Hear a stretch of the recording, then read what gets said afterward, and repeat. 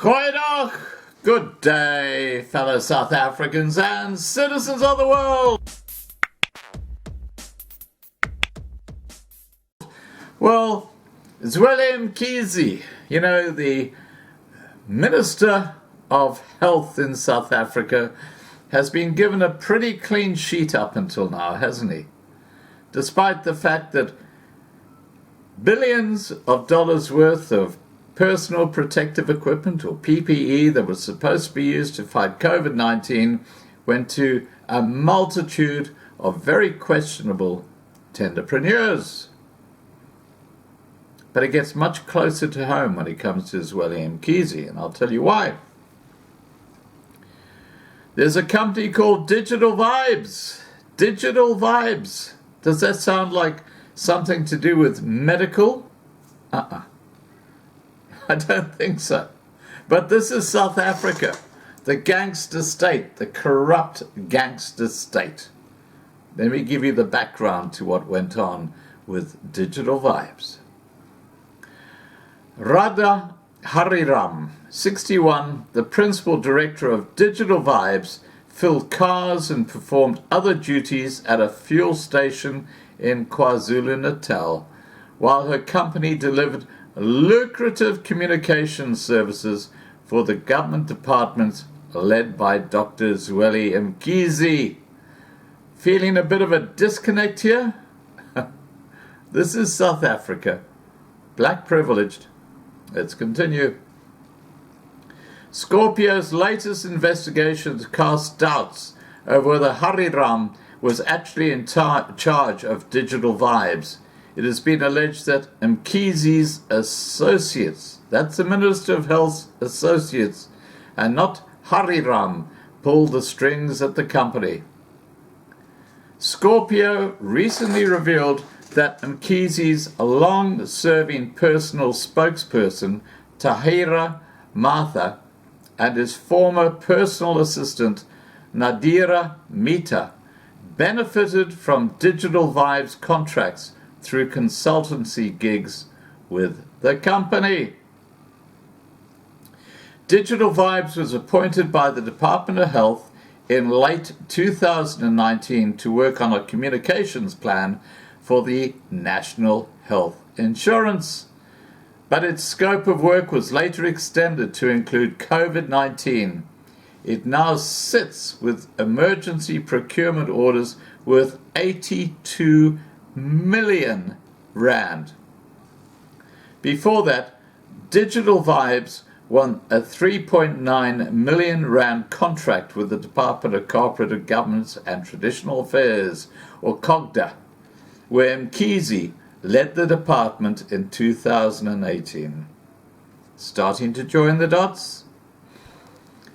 Hariram, speaking through her lawyer, has strongly denied that she acted as a front for third parties.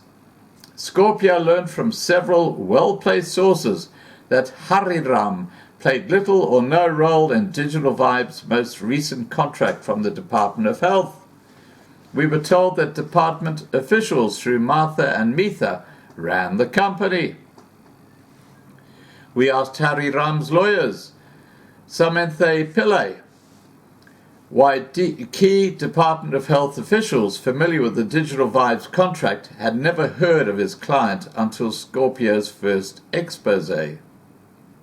Pillay countered, is it a law or a rule that a director of a company must work with or have personal interactions with their clients or customers?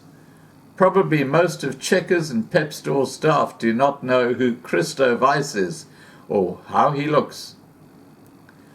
Hariram was asked if she could present any documentation affirming her role at Digital Vibes' principal director, such as the proposal or bid document the company would have submitted for the Department of Health contract.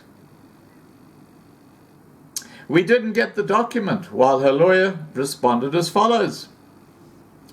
Digital Vibes staff did the bid and the administration to compile and submit. Radha, or Hariram, signed what was necessary. Radha is a director of the company.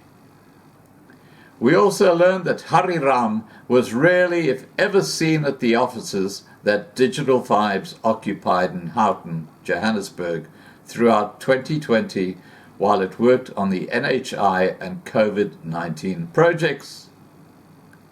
Pillay stated, almost the entire working world worked from home for most of the year 2020 for reasons that everyone knows. Radha was no different. Therefore, your deduction that Radha was not working from the office meant that she was not in control is feeble and hereby denied. But this is where they start falling in the trap. Hari Ram would have found it difficult to be at Digital Vibes Johannesburg offices regardless of the COVID-19 pandemic.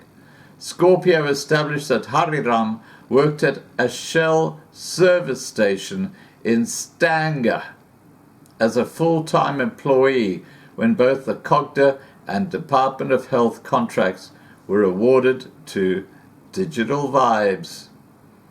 Extraordinary. Stanger's in KwaZulu-Natal. She was an employee at a petrol station. She resigned from her full-time position at the end of 2019, but continued working at the service station as a part-time worker until the end of 2020. In other words, Hari Ram filled cars and performed her other duties at the fuel station in Stanger, while her company was busy securing Department of Health orders worth 82 million rand from its office in Johannesburg. You can't make this shit up. Really. Seriously. And for Zweli Mkhize, the Minister of Health, you can go and pog my horn. You're as corrupt as the rest of these ANC arseholes. But that's self-evident, isn't it? Let's continue. Pillay confirmed Radha was an operations forecourt manager at the said Shell, and this can be easily verified. He added, during 2020, Radha only went back to the Shell to assist on a part-time basis. But she was a full-time employee at the service station when Digital Videos won and worked on the COGTA contract in 2018. We wondered how she managed to juggle the two responsibilities. Of course, a Weasley little lawyer explained, Radha was not needed on a full-time basis for this contract. She had consultants to do the work. Please do not forget that Radha is a director, and she did not have any obligation to do any work like an employee for Digital Vibes.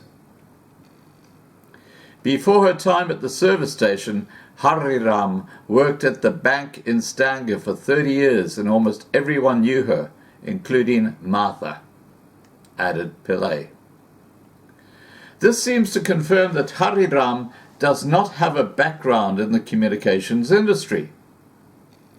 Pillay and his client don't view this as a problem. Really? No experience on an 82 million rand contract?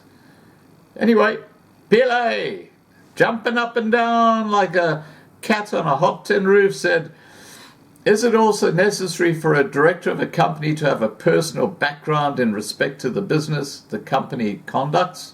This is ridiculous at best. But what about how they got that contract?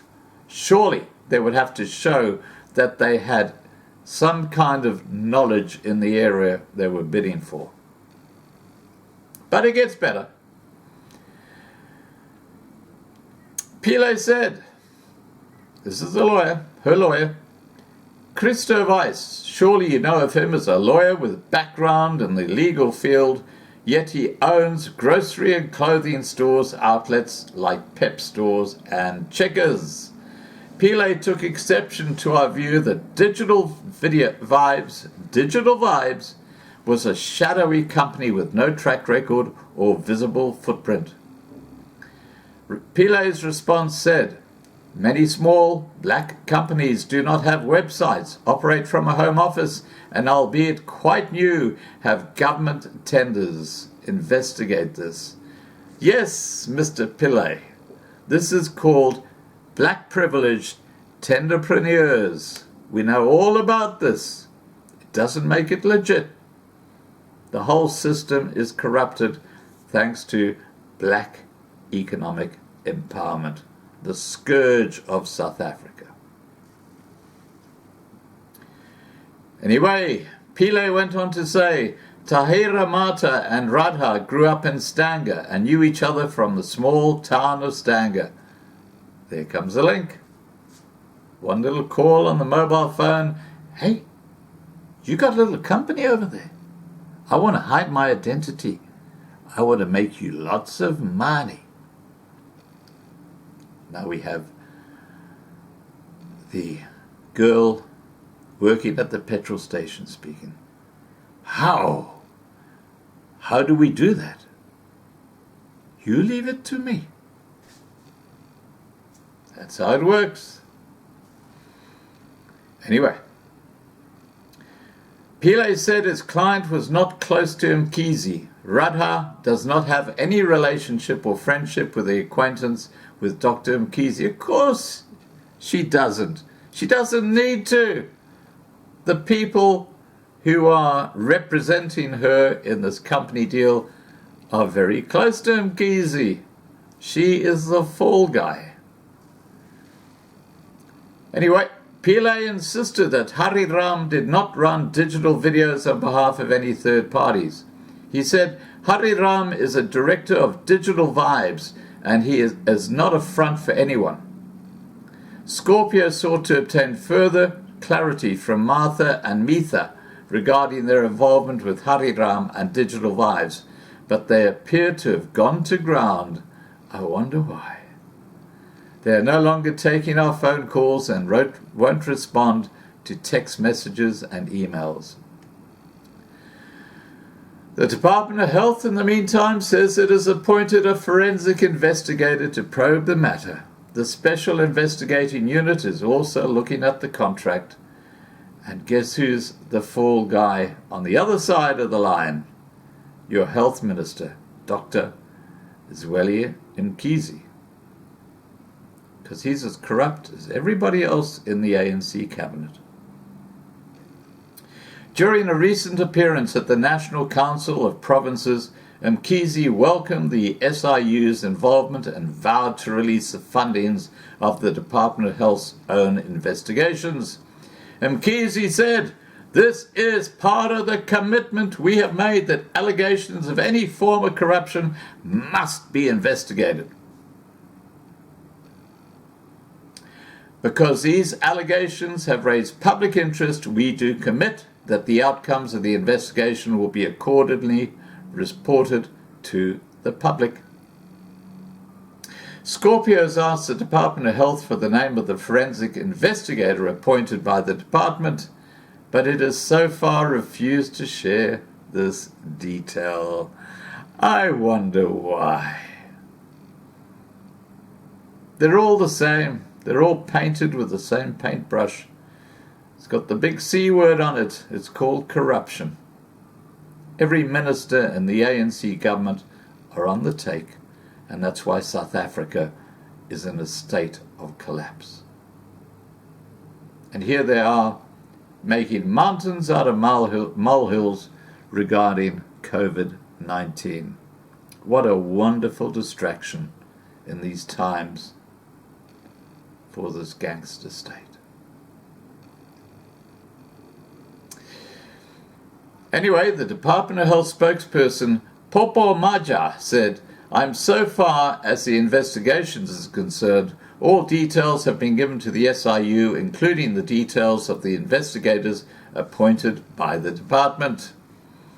Maja explained, "As previously communicated, we have been advised against engaging in details with the media or the public on an ongoing investigation, as this may jeopardize the work of the investigators."